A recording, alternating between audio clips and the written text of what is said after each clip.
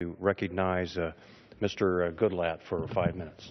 Well, I want to thank Congressman Reichert not only for yielding me the time, but also for his service as a law enforcement officer, because when he speaks on the floor of the House on behalf of our nation's law enforcement officers, the men and women who put their lives on the line every day, he speaks from personal experience, and I've heard those experiences a number of times, and I thank you for that. And others, there are others here in the Congress who have served in law enforcement. We thank them as well.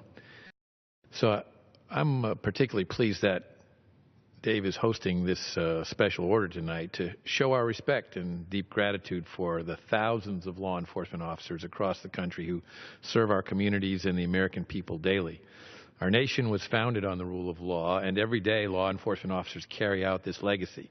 They protect our neighborhoods from criminals, fight crime, ensure justice, and keep the peace. They patrol neighborhoods late at night and early in the morning while we sleep in the comforts of our homes. And since 9/11, our nation's law enforcement officers are now the first to respond to terrorist attacks.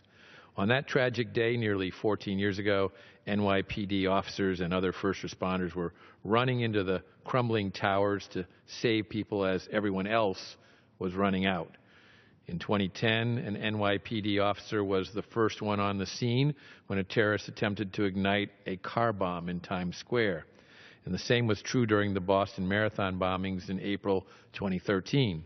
The Boston police responded immediately to aid the wounded and implement emergency plans. Sadly, many law enforcement officers have made the ultimate sacrifice on our behalf. Last year alone, 121 law enforcement officers died in the line of duty, including 3 from the Commonwealth of Virginia. These are sober reminders that our nation's law enforcement professionals face danger every day as they carry out their duty to protect the American people. As chairman of the House Judiciary Committee, I have the privilege to work with federal law enforcement agencies.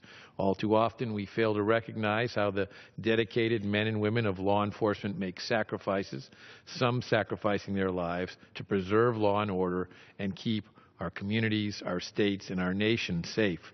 These brave men and women are heroes and deserve to be recognized and honored for their service to our country. So, again, I thank our law officer, Congressman Reichert, for yielding me this time and for taking the time to have this law enforcement special order.